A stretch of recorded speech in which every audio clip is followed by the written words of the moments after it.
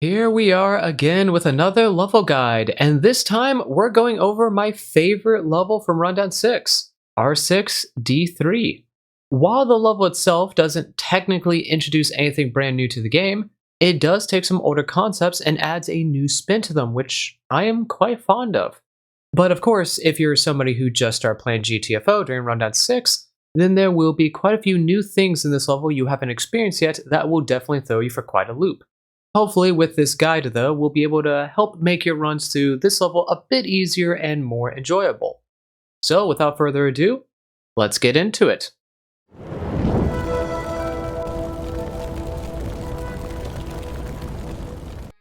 Starting off as always, let's go over your loadout.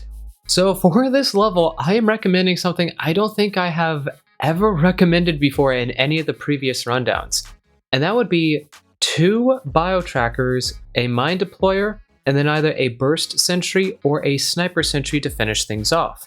So immediately you might be thinking, why 2 bio trackers? Well, in this level there are a lot of shadow type enemies, shadow strikers, shadow giants, and shadow scouts. And there's a fair amount of them on the main objective route, but if you're going for extreme and overload as well, you have to deal with a whole lot more of them. And for those of you who don't know what shadows are, think of a regular striker, but now it's sort of just a shadowy figure, so you can't really see it that easily unless you have your light on it or it's in a somewhat well-lit room. Yeah, that's what you're dealing with. And the problem with it is that sentries will not shoot at shadows unless they are tagged with a bio tracker.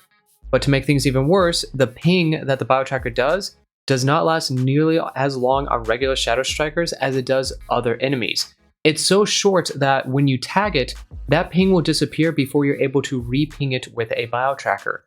So because we have to deal with so many of them in this level, having a bio tracker is almost a necessity. However, that alone is not the reason I'm recommending 2. The main reason I'm recommending 2 is because throughout this level, you and your team are going to need to split up quite a bit. There will be multiple moments where you'll be going into 2 teams of 2, or a team of 1 and a team of 3, and you'll be going very, very far from each other. And during some of these segments, you are going to have to deal with shadows. So either having 2 bio trackers, that way you can alternate pings and make sure the shadows are just constantly pinged, or in situations where you both have to split up into groups where there are shadow type enemies, having a bio tracker for each group will make things a whole lot easier. So I would highly recommend, if you're going for every single objective in this level, make sure you bring 2 bio trackers with you. As for the mine deployer, there will be a few alarm doors we're going to have to deal with, and there will be a few blood doors, so we're going to want the explosive power of the mine deployer to make those a little bit easier for us on our team. And then finally, when it comes to that burst or sniper sentry, since this is a reactor level, we want some killing power. Seafoam really isn't that useful whatsoever in this level, so the only thing left over is a sentry. But because we want the killing potential of a sentry, we don't really want to bring the auto with us. Burst or sniper will work just fine. Personally, I prefer to bring burst sentry because we will be doing shadows, and since the bio tracker pings don't last as long, we want something that fires a little bit quicker. So I don't like taking the sniper sentry that much, but if you do have 2 bio trackers, then honestly that isn't too much of an issue. So if you'd rather have the raw killing power of a sniper sentry, that will work out quite nicely. At the end, it's just up to you and your team which one of the 2 sentries you want to bring with you. Dropping down into the level, you'll see that your main objective is to restart the reactor that will always be located inside of zone 282. And you start off inside of zone 274. Now, inside zone 274, there'll be some enemies, some resources, but more importantly, you'll be able to find your very first bulkhead key and the bulkhead door control and doors to the high and overload objectives. You'll also be able to find a security door, but this is unpowered and requires you to plug a power cell into the nearby generator in order to access it, which this unpowered door is the door that leads you to your reactor. So right off the bat, we already need to split up a little bit, because for those of you who are just going for the main objective, you don't care about the overload objective portion whatsoever. So if you only care about main objective, jump to the timestamp that you see on screen. There we will continue talking on about the main objective, but for the rest of us, put your bulkhead key into the door control, do the full team scan for the overload objective, and meet me by the bulkhead door to the west that leads us to zone 495. Upon entering into zone 495, you'll see that your overload objective is to find the reactor inside zone 496 and shut it down. So it's only 1 zone away from you. However, inside 495, you're going to have to deal with a few shadow strikers as well as 2 shadow scouts, which if this is your first time dealing with shadow type enemies, this might be a bit difficult. Thankfully though, this is pretty early on in the level, so even if you do end up failing and wiping here, you can get back here pretty quickly, And the other nice thing too is that since you don't have to go through a single alarm door to get into the zone, even as a solo player, you can come back here and actually keep on testing your skills against the shadows. That way you get a bit more familiar with them and you can hone your skills. So I would actually recommend anybody who's not that comfortable or confident in dealing with shadows, come here over and over again as a solo and just keep on practicing. Purposely wake up the scouts a little bit if you want, as I do believe they spawn in a few shadow enemies that you could deal with, and just get used to dealing with them both while they are asleep and while they are awake. That way in more difficult levels where it doesn't really give you a forgiving training ground like this, you will be a bit more confident and ready to go. But once you have finished killing out every enemy in this room, you've collected the resources, you can head to the security door to 496, which is just a full team scan, and then head right on in. Inside zone 496, not only will you be able to find the reactor terminal, but you'll also be able to find another security door to zone 497, which is currently under lockdown, and you'll be able to find a fair amount of resources, as well as a few fog repellers, which I highly recommend you pick up. Once you've collected everything from in here that you can, go to the central terminal, put the reactor shutdown command into it, and this will cause a full team scan to appear. Once you finish that full team scan, all the lights in the level are going to go out, and then after a few seconds have transpired, a code is going to appear at the top of your screen. You're going to go back to the terminal, put in reactor verify, and then that code. Some text is going to appear on the terminal, but don't worry about this. You don't have to manually put anything in. This is sort of just for show. And then once a few seconds have transpired, all that text is done, a class 5 sustain alarm is going to initiate. Now, during this alarm, the only type of enemies that are going to be spawning in are going to be shadow type enemies and flyers. And you can't really put up too many defenses against them because there are no doors you can shut and mine to buy you extra time. And while you do have a sentry that you can use, you do need to keep in mind that this sentry will only shoot enemies if they are tagged with a bio tracker. And the scans are going to be going all over the room, so if you're at the back end of the room, you're not going to be able to really ping anything until it's inside the room with you. So be a little bit strategic where you place down that sentry. That or just simply don't put it down and rely purely on your gun skills. But work on all 5 sets of sustain scans. Some of them will go down below in the fog, so you're going to want to use the fog repellers down there, that way you can see a bit easier. And once you finish every single set of scans, it will cause the lights to turn back on in the level and no more additional enemies will spawn in. So you just have to deal with the ones that are still alive, which there might still be a few because shadow strikers are actually a bit slower than regular strikers, so it might take them a little bit longer to get into your room. But once you hear the music go away, you know that every single one of them is dead. However, you're not really out of the woodworks yet, because 2 other things are going to happen once you finish the reactor shutdown. The first one being that the security door to zone 497 is now going to unlock. The second one though being that the fog in the level is going to slowly start rising. And while this won't be a problem for a little while, this will definitely become a major issue later on in the level if you're not quick about it, because the only way to revert the fog levels back to normal is by completing the main objective and actually starting up the reactor fully, which is going to take a little while to get there. So from this point on, you're going to want to move quickly, but at the same time, not so quickly to the point where you're being stupid about it. Find a nice little common ground and be smart about this.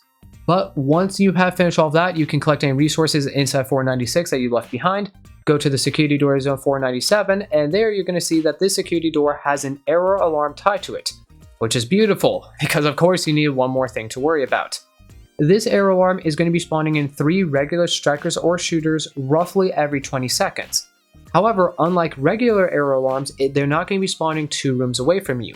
Instead, they will only ever spawn in the first room inside zone 274, specifically where you drop down into the level from. They will never spawn anywhere else unless if you are sitting in that room itself, which in that case they will spawn a little bit further out. The other thing too is that there is a terminal that you can use to shut off this error alarm, but that terminal will always be located inside zone 292, which don't worry, don't let that zone number fool you. That's not actually 20 zones away from you. You don't have to go that far, although you do have to cover a fair amount of distance. So once your team is ready, activate the security door, do the full team scan, go right on in. It's just one room. In here, you're looking for resources that you can grab and fill up with, as well as your second bulkhead key. Once you have all of that, you can head back out and start making your way to zone 274 again. You are going to have to push your way through a few strikers and shooters on the way out. Make your way to the bulkhead door control, put the bulkhead key in, finish the full team scan for your main objective. If you want, while you're doing the overload scan earlier in the level, you can actually preload the high one as long as you don't finish it completely. That way, maybe if you get up to 95%, when you come back here, you only have to step on it for 2 or 3 seconds and it's done. And then once it's finished, you can start getting ready to continue on with the rest of the main objective. But before we go over it itself and actually start talking about strategies, let's meet up with the other people who are only doing the main objective portion of the level, as they should be tuning in any moment now. Alrighty, so we're all back together again. However, our situations are a little bit different. Those of you who are doing just the main objective, well, obviously you're not very far into the level, so you don't have anything you really need to worry about. Those of us who did the overload objective though, we have two things we have to worry about. The first one being the fact that there is an error alarm that's currently going on, and the second one being the fact that the fog in the level is slowly starting to rise up, so we need to move quickly. Otherwise, later on in the level, things are going to be about 10 times harder than they really need to be. And because of that, we need to play a little bit differently depending on what type of situation we're in. Those of you doing just the main objective, you can move together as a team of 4, you can take as slow or fast as you want. Really, there's nothing special, you play just like you normally would. Those of us who are doing the overload objective though, we have to play it a little bit differently because we're about to go through some zones that are very dangerous with very powerful enemies in them, and we can't afford to have that error alarm wave waking them up. So what we're going to be doing is splitting up into 2 teams, a team of 1 and a team of 3. The team of 1 could be anybody on your team as long as it's somebody with a bio tracker, or preferably somebody with a bio tracker. That way they can move a bit faster. They are going to be going into the next zone solo and making their way towards that terminal that they can use to shut off the error alarm. The other 3 people, you're going to be staying near spawn but not in spawn, because remember, if you're standing in that room, they can spawn further away from you, in which case they can stealth past you and they can actually get to the solo person and screw them over. So I recommend you stay near the door that connects spawn and the room that has the high bulkhead door in it. That way you're far away enough that the enemies will always spawn inside spawn, but you're also close enough that you can kill them and make sure nothing gets past you and goes for the solo person. And you're just going to stay out there and defend with melee only. I want to stress that. Do not use your tools, do not use your guns. Do your best to melee kill every single one of the error alarm enemies that you can, unless if 1 or 2 people end up going down and things are looking a little bit dicey, in which case, yes, you can shoot a bit. The reason for this is because we want to preserve all of our ammunition for later in the level when we're really going to need it. So you're just going to be staying out here and defending while the other person is going off by themselves. As for the solo person, you will be heading into zone 275, which is just an open security door. You'll be going in there, and inside 275, this is a respawn zone that will have 2 tanks, a lot of giant strikers and some hybrids, as well as some regular strikers and shooters inside of it. And everything in this room will respawn if you kill it, so you really can't afford to wake it up. If you wake up this room, while it's not a guaranteed loss, it will waste a lot of your resources, since 2 tanks and all those giants are going to consume a lot of ammunition, and it's also going to be wasting precious time you cannot afford. So do your best, stealth your way through to the far eastern side where you'll find the security door to zone 276. Now this security door is going to have a big solo stealth scan tied to it. So you just have to activate the door, the scan will appear. It will take a little bit of time to finish, but you can do it by yourself. And once it's done, you can open up the security door and head to zone 276. Zone 276 is also going to be a respawn zone, but the only type of enemies you can expect to see in here are going to be regular strikers and shooters, as well as a few giant strikers. So you're going to just stealth your way through best you can until you get all the way through. As you get most of the way through, you are going to find a security door that leads you to zone 277. Ignore this one, you're just going to keep moving past it until you get to the far back where you'll find the security door to zone 292. This is going to have a small solo stealth scan tied to it. So do that scan, open up the door, and head inside. Zone 292 will never have any enemies in it, but it will have the terminal you can use to shut off the error alarm, as well as a few resources.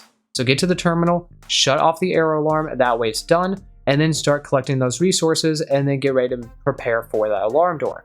As for the other 3 people, when you hear that, or when your teammate tells you that the error alarm has been shut off, kill any of the enemies that are still left alive, and once you hear the music go away, you know you're in the clear and you're going to make your way into zone 275. Try to follow the same route that your solo person took, assuming they took a fairly safe route, and just stealth your way through and make your way to them. As for the solo person, what you could be doing is just start clearing out every single one of the enemies inside zone 276, because the security door to 277 is going to be an alarm door, so we don't want any of those enemies getting pulled in. And of course, any enemies you kill on your way through are actually going to come back because you're going into a different zone to shut off that error alarm.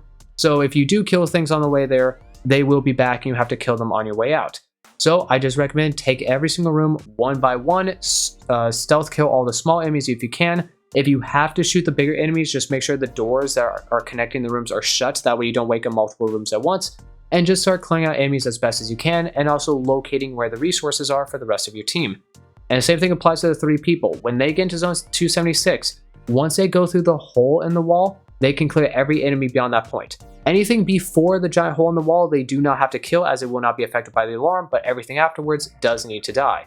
Once you've killed all, or killed off all the enemies and all 4 of you together, you can start setting up for the alarm door, because this is going to be a class 6 alarm that only spawns in shadow enemies. As you can see with the map overlay, there are 2 different locations enemies can spawn from. If they spawn from the east, they have to go through these 2 doors to get to you, so I recommend you make sure both of them are shut and mined on your side. That will blow up enemies as they break them down. And they're coming from the west. There are 2 doors, however, if both of them are kept shut, they will always take this door right here. So I recommend you mine this door, and then the catwalk that's attached to, place your burst or sniper sentry somewhere on it. That way it will shoot enemies as they're coming towards you. And then with all that set up in place, you just activate the alarm door. It is a class 6 alarm, so it's going to take a little while to finish it. Bio trackers, make sure you're tagging the shadows, especially as they're getting to your room. That way the sentry can shoot them and your teammates have a better time shooting them themselves. And once you finish every single set of scans and every single one of the enemies are dead, you can go over to the security door and head into zone 277. Inside of zone 277, you can expect to find some regular strikers and shooters. There are going to be some shadow strikers, and there will also be a few regular scouts. I believe there's usually a total of 3 of them.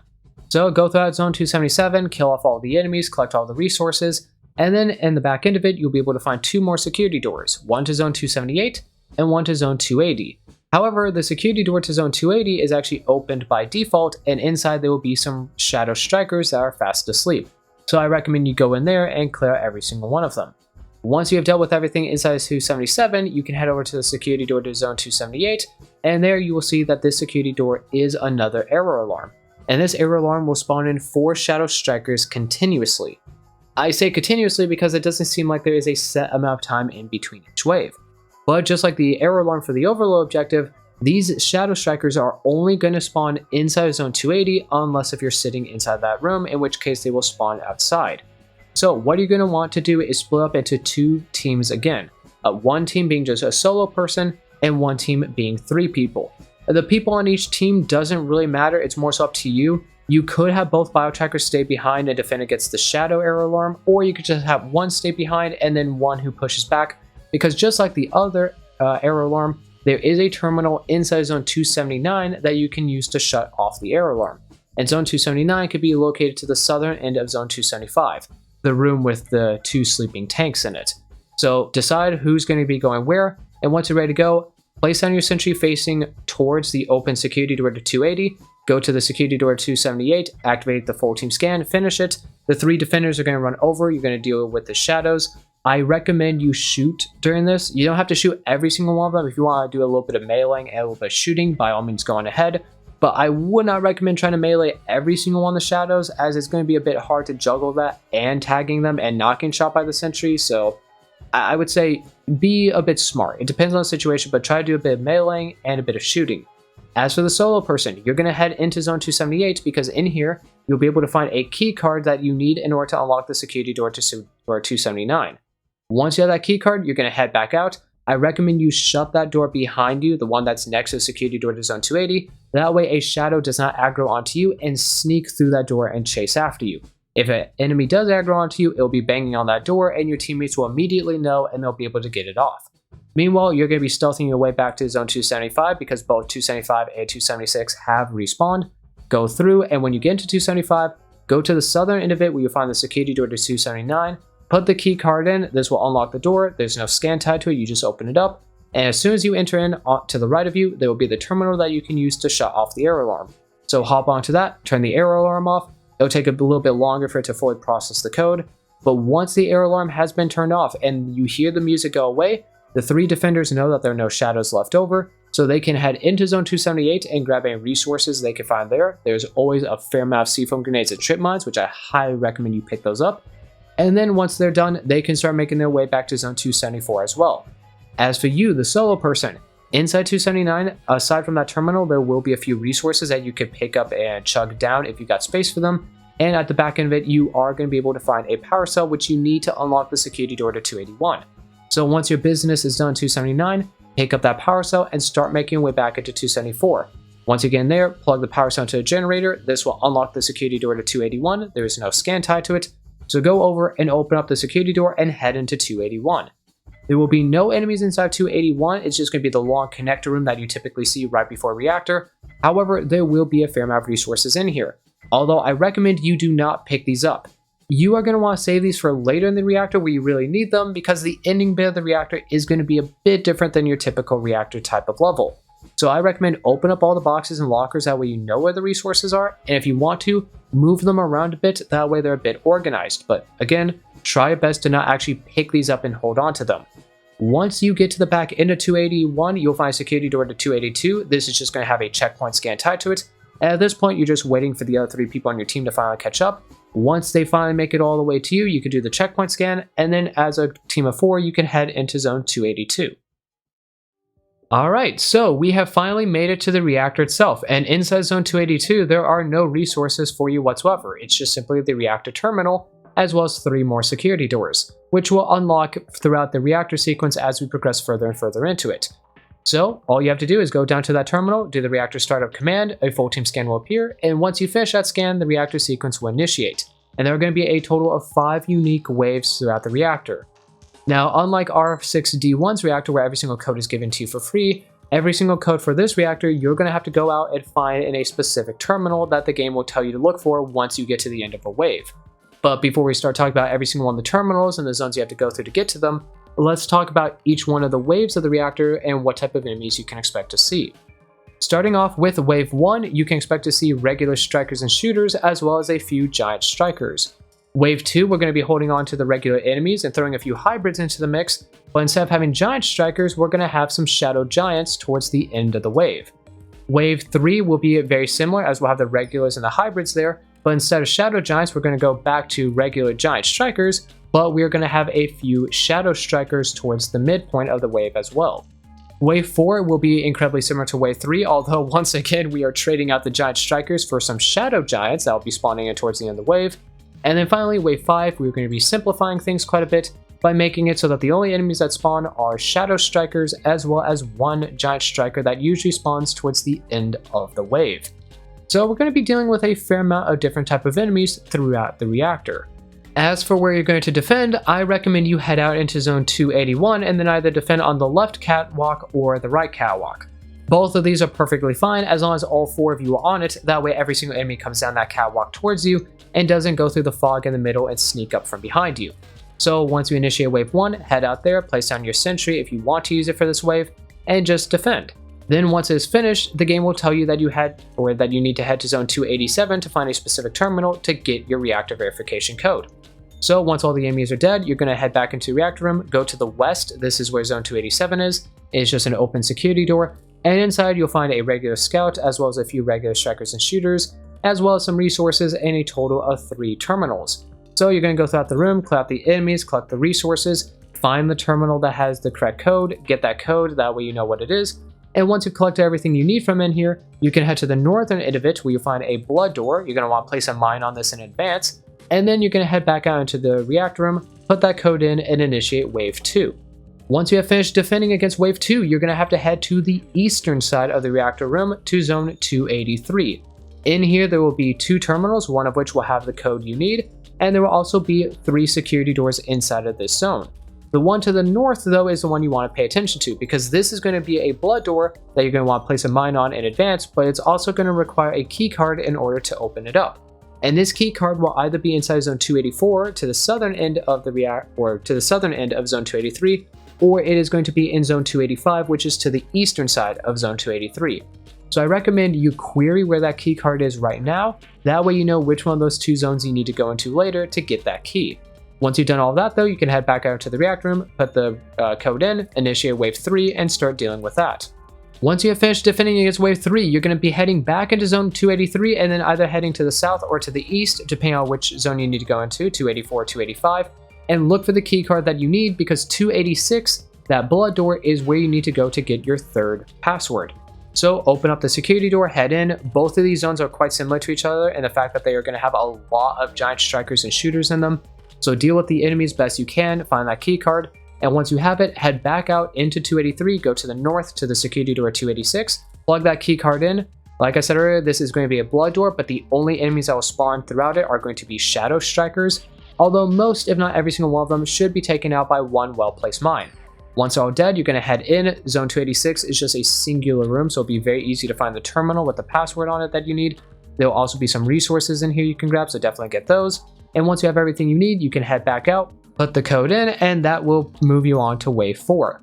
Once you have finished defending against the 4th wave, you're going to be heading to the north of the reactor room to the security door to 290. This is going to just be a simple open security door. Once you go in, you're going to be in a very long bridge room, and on that bridge, there are going to be 2 regular scouts. Do be a bit careful though, as the fog has probably risen quite a bit at this point, and it might be pretty difficult to actually see the scouts and their tentacles, so make sure you don't accidentally walk headfirst into them. Deal with the 2 scouts though, collect any resources out here that you can, and go to the northern end where you find the security door to zone 291. This security door though is going to be a class 4 alarm where every single scan is a full team scan, and the only type of enemies that spawn in during the alarm are going to be flyers. So if you have any fog repellers left over, throw them throughout the bridge, that way you have a little bit of an easier time. It won't make that much of a difference as long as the fog isn't already above your head, since you have to look up anyway to see the flyers. And you're just going to want to focus on them while you focus on the scans. Once you finish all 4 sets of scans and all the flyers are dead, you can head into zone 291. However, be careful, because inside zone 291, the only enemies you'll be finding are going to be shadow strikers, so be a bit cautious of them. Inside zone 291, you'll also be able to find the bulkhead door control and the door to your extreme objective, although don't worry about this now, we'll be coming back here later. And towards the back end of it, you'll be able to find the 2 terminals, one of which will have that 4th code. Grab that code, head back to the reactor, and then you can initiate the 5th wave.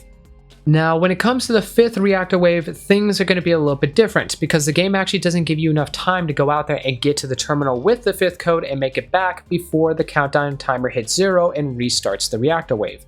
So what you're going to want to do is split up into 2 teams again, a solo and a team of 3. The team of 3 are going to go back out to 281 and defend just like they have been for every single reactor wave prior. The solo person though is going to be heading straight to zone 287 to the west, and then going to the western end of it to the security door to 288. Once that door unlocks after the first wave spawns in and is finished, you're going to head into 288 and you're going to look for a keycard, while the other 3 people are just going to be staying out there, collecting any resources nearby, and just getting ready to defend against the next wave. Solo person, when you go into 288, I recommend you go left, go through that small door immediately, go across that room and get to the other door, open it up, go through, and in the room that you just walked into, there will be a terminal on the left side just a few feet into it. So hop onto that terminal and then ping the location of the keycard. When you put the ping command in, by the way, hop off the terminal, but make sure you stay near it so the command still processes, and look around, that way you see where the marker appears. That way you know the general direction of the keycard. Then hop back onto the terminal to see exactly which room that ping came from.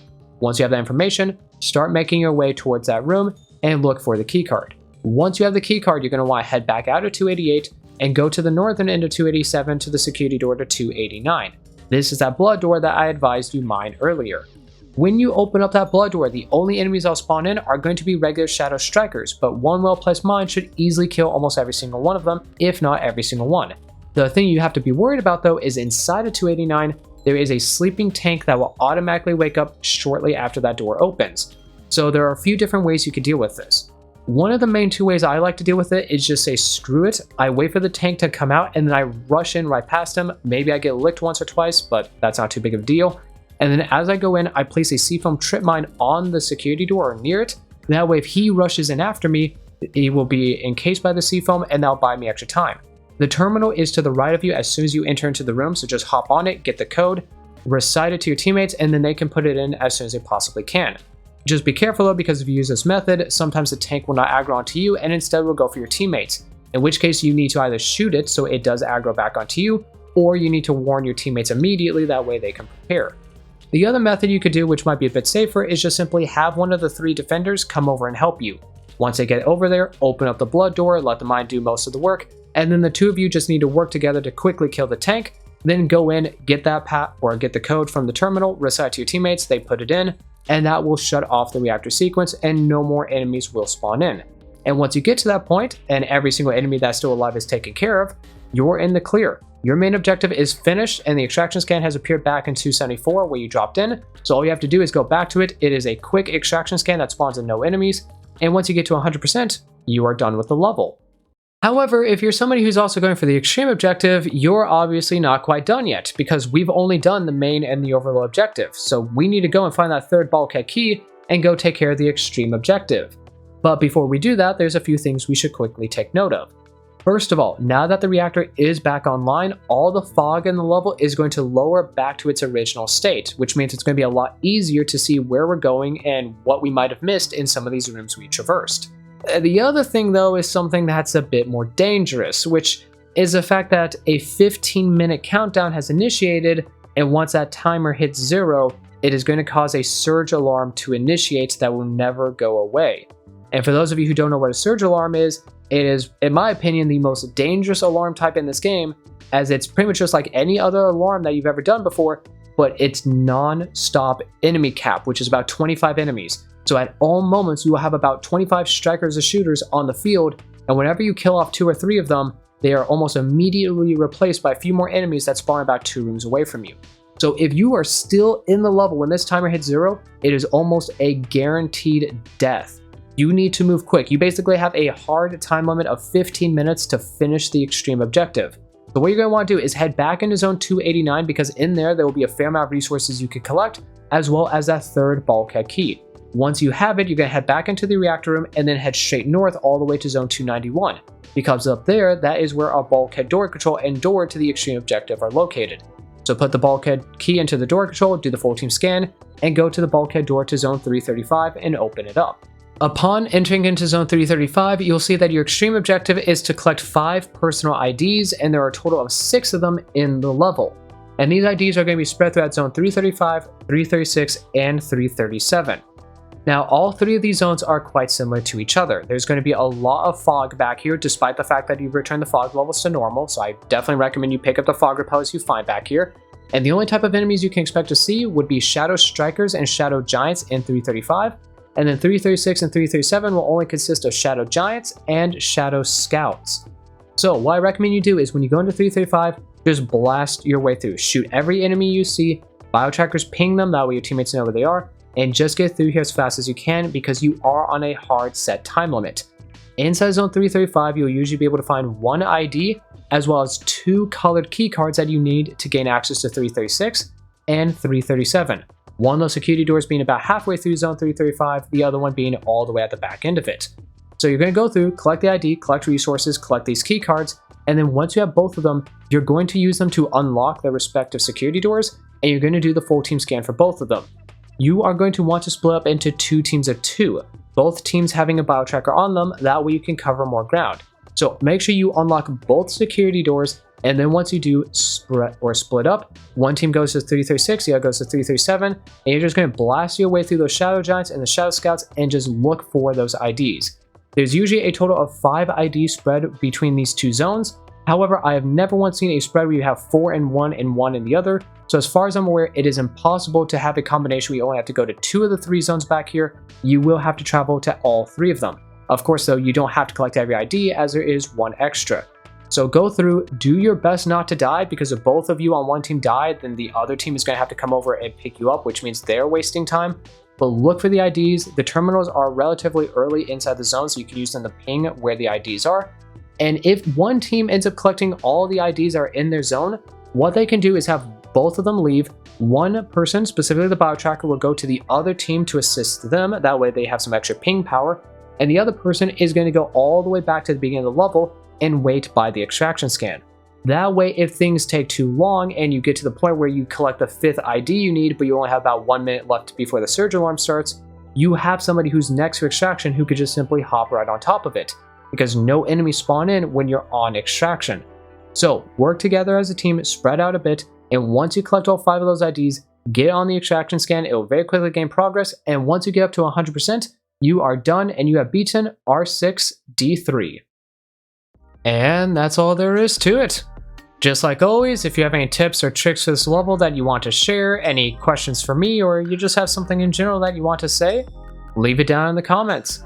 If you enjoyed this video and found it useful, then consider hitting that like button. It helps out the channel and it helps these videos get noticed by people who really need them. And while you're down there, you might as well hit the subscribe button and ring that bell to get notified whenever I post a new video. If you enjoy my content, I highly recommend you do it because not only does it put a smile on my face, but it also puts a smile on your face when you see I've uploaded a new, funny, or just somewhat informative, interesting video. I also have my own Discord server, so if you want to go the extra mile and become part of the community I'm building, hop right on in. The link is down in the description. And of course, also in the description, you can find a link that will take you to the official GTFO merch store. So if you love this game and you want to pick up some sweet looking merch, go take a look and see what they got for you. Until next time, don't forget to pray to good old Ludwig for some blessed cosmetic RNG, and I'll see you all in the next video.